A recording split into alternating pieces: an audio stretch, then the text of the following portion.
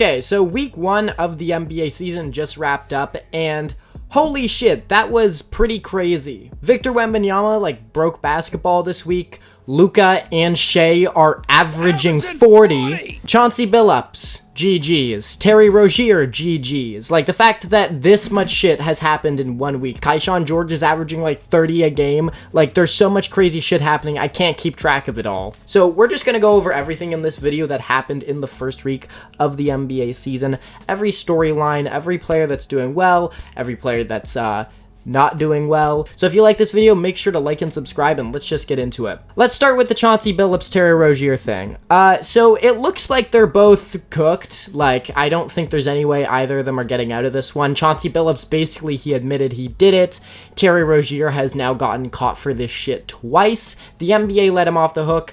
I don't think Cash Patel is gonna let him off the hook. That guy is the FBI. I think the FBI got him. You're counting money at your house. You are counting the amount of money you won at your house. This must have been that must have been a really long task. I don't understand why you would do it that way, Terry. I don't think guys in the mob go home after they do some underground weird shit like this and count out their individual $100 bills with their family. That's not a family activity. Unless you're Terry Rozier, in which case that's just a slow Tuesday for you, I guess.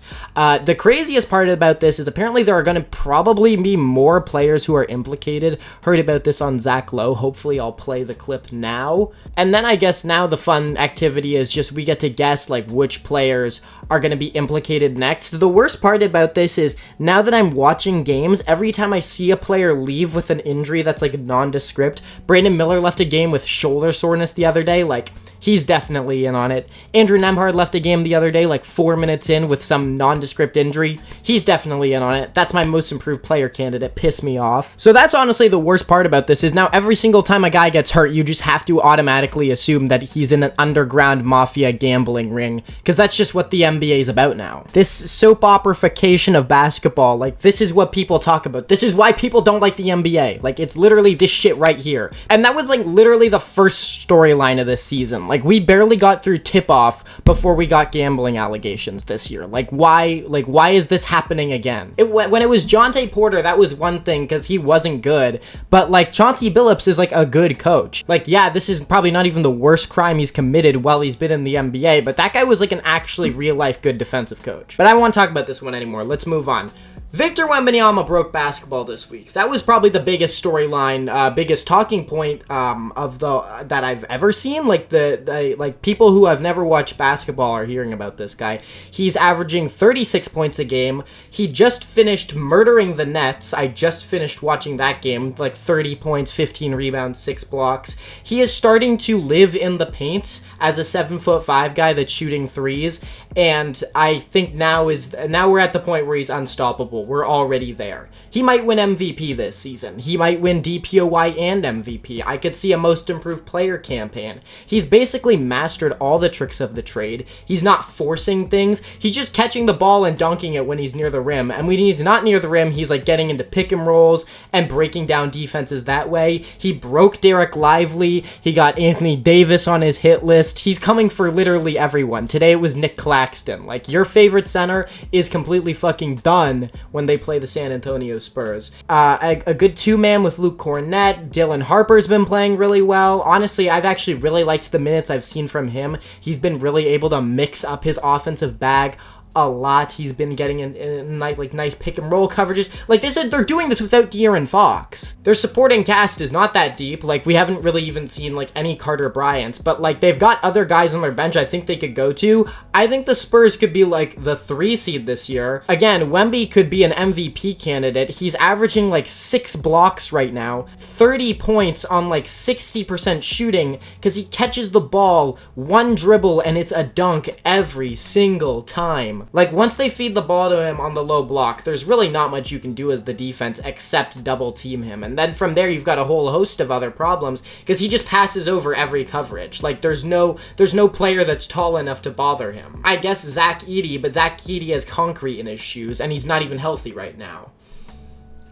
So the Spurs are kind of cooking, and they're in a really good spot. We'll see how far they get during this season, and we'll see if Wemby can hopefully stay healthy. But if he does, like, he is top 3 MVP candidate right now. Holy shit, Victor Wembanyama. We had a bunch of good rookie debuts this week as well. VJ Edgecombe went off, like, literally was hotter than fish grease in his debut. He was amazing. Torched the Celtics. They barely won that game. The next night, I think he was a little bit less good in Charlotte. I didn't watch. I watched like the last 30 seconds of that one. But I just really like his game. The Generator is a sick nickname. We love that. Lived off a generator. I had no electricity. I lived off a generator for 7 years. That clip is so good, and I think I really hope that sticks throughout his career, because we need more good nicknames. And when that one actually has like a semi-acceptable backstory, again, I really liked the minutes I saw from Dylan Harper. Cooper Flagg was really not great in his debut. I can talk about him for a little bit. He was just kind of timid in the first half against the Spurs. Like I think it's because like Wemby was just like destroying the whole team so badly, like that like really like rocked their shit. So I don't really think Cooper could get going. And then the second half he just started forcing shit. But like I think he's gonna be completely fine. I did expect him to have a bit of a slower start. If I had to pick anyone to win Rookie of the Year this year, I'd probably still go with Flagg. Like he's just got like all the tools already. His intensity has been great. He has not been demoralized, even though he's only shooting like 37% from the field right now, so that's really good to see. Other guys who have been playing well: Trey Johnson, Cedric Coward. Jeremiah Fears has been one of my favorite rookies. He's actually one of my favorite rookies in general. I think he's going to be a perennial all-star eventually. I think that the Pelicans got a really good deal with him. Ace Bailey has been not good, actually very bad. Con Knipple has been fine. I think the Hornets are just a bit of a mess, so I'm not really sure where to place him, but he's actually been pretty good. Like his 3-point shooting is through the roof. I'm still not the biggest fan of like Walter Clayton, but he's putting up decent production. So overall, like this rookie class is looking okay so far. I still think in the long term it's going to be amazing. Like I think this could be a double-digit all-star rookie class in like 7 or 8 years. We're way far away from that right now, but some of these guys are already looking really sick. Again, Jeremiah Fears, Trey Johnson, Cooper Flagg, Dylan Harper. Most of the top guys have been awesome. Ryan Kalkbrenner's been playing some pretty important minutes for Charlotte because they don't have any other centers. Like they have to play a second-round pick to start like the whole year. God, I hate the Hornets. I hate the Hornets so much. But yeah, super fun rookie class, and I'm still picking Cooper Flagg to win Rookie of the Year. I don't really think I'm gonna get off that horse anytime soon. Couple other things that I noted during this week: the Rockets without a point guard are just like a disaster. Like, I mean, they're good. They're gonna still be a competitive team in the West, but there is a reason they're 0-2 right now. Amen Thompson, pretty good first game. Second game, not so much. Kevin Durant's been okay. Alperen Şengün's been awesome. They just don't have any ball handling, but more importantly, they just don't have shot creation. They don't have anyone to set them up. Like, yes, Kevin Durant can create his own shot. Yes, Amen Thompson can initiate some offense.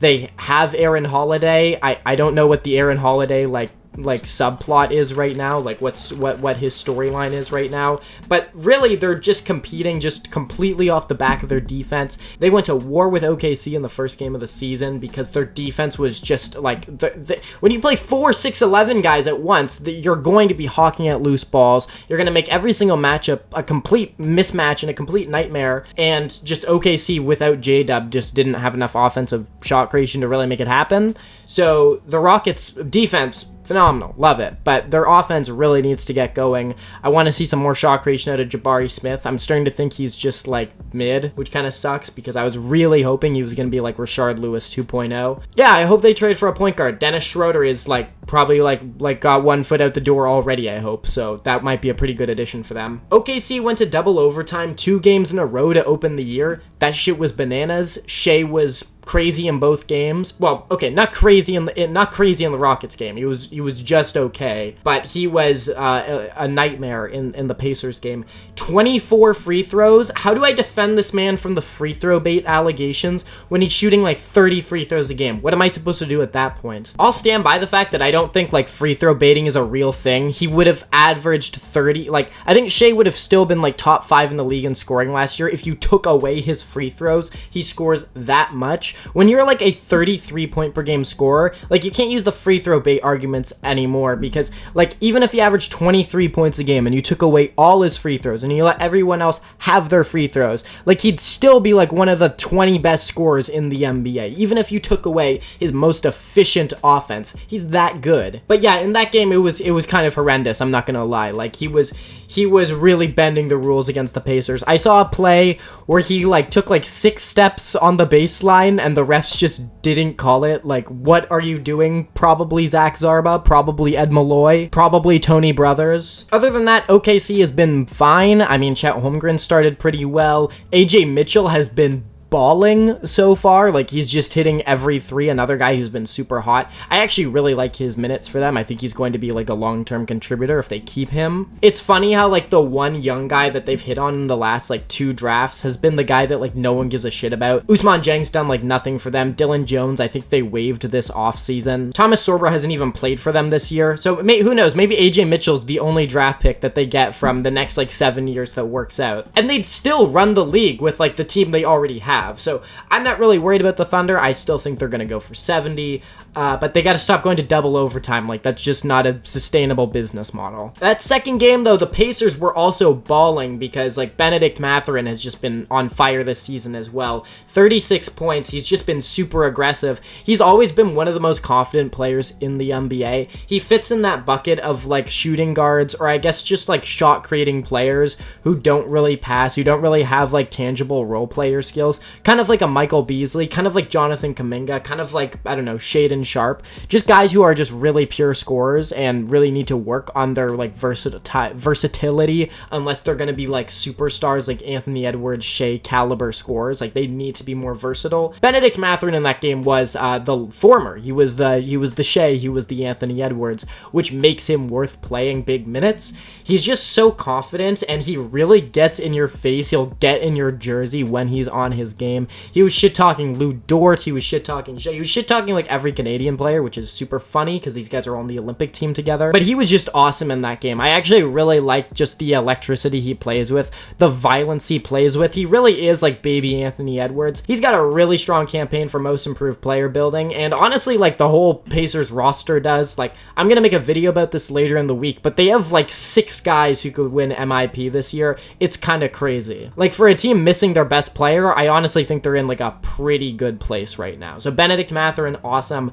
Pacers, Andrew Nembhard, by the way, like where did you go? Why are you MIA? Like, I put so much stock into Andrew Nembhard. I basically like satcheled my credibility to Andrew Nembhard, and he had like 4 points and left early in his first game with like a fake injury. Like, what the fuck was that? But in terms of guys who are playing well, who I haven't covered yet, obviously I mentioned Cedric Coward briefly. Haven't watched the Grizzlies at all. I'm just really high on Cedric Coward generally. I'm gonna hopefully get around to the Grizzlies eventually. Keyshawn George has been amazing for Washington. I knew he was gonna be good last year. That guy can really shoot. That guy just plays with, again, a confidence that I really like. Not like Benedict Mathurin where he's super loud, but he's just like kind of like nonchalant about the way he gets going in his offense. And so I really like Keyshawn George. 6'7" guard, by the way. Like, that's like an actual like player for the Wizards, I think. I'm kind of surprised that of all their young guys from last year, he's the one who's really popped. Alex Sarr has been good for them as well, though. Honestly, just overall, I think the Wizards have probably the best rebuild in the NBA. I think their rebuild is actually awesome. And I wasn't even expecting Keyshawn George to be a big part of it. I don't know if it's Keyshawn or Keyshawn, by the way. I'm just gonna flip between both.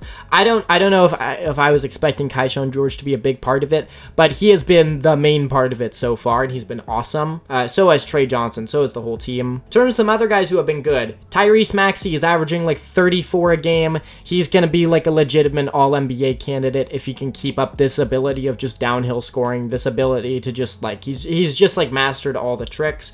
I'd like to watch a Sixers game in full where Joel Embiid actually plays. I want to know what the long-term fit of Quentin Grimes is still, but like overall, I think the Sixers are not in the worst spot if Tyrese Maxey and VJ Edgecombe are going to bench press them like literally every night. And they also came back from down 20 against Charlotte without Embiid, so I think they're going to be okay. I think they're going to be a playoff team. Luka, Shea, and Wemby are just like the craziest like 3-man race for MVP right now. They have been unbelievable. Again, Luka averaging like 45 a game, Shea averaging 40 a game, Wemby averaging like 35, 10, 5, and 5. They're probably going to be the top 3 MVP candidates. I guess, okay, Jokic as well, but like obviously Jokic is going to be an MVP candidate. And the last note I got is that Lauri Markkanen is back. No one is watching. I'm not even watching, but Lauri Markkanen has been playing much better this season. Good to know that he's still an all-star, but like other than that, I don't really have any more notes on this start to the season. It's been wild. There are so many good storylines. Every single game feels so hype right now. Every single game feels so interesting. I really start to feel like we're getting some of the aura back in the NBA, what with like NBC getting the broadcast, with the NBA fixing the courts in the NBA finals and putting the trophy back on the court, with a legitimate like face of the league coming up in Wemby, who is like making basketball mainstream a little bit. I think we are kind of back, and I'm really excited for that. And I'm going to try to maybe do a weekly recap of every single week of the NBA season. Let me know if you guys want to see this as a series. Let me know what you guys liked, what you didn't in this video, and like and subscribe if you joined it. I will catch you in the next one tomorrow. I don't know what we're going to be talking about, and peace.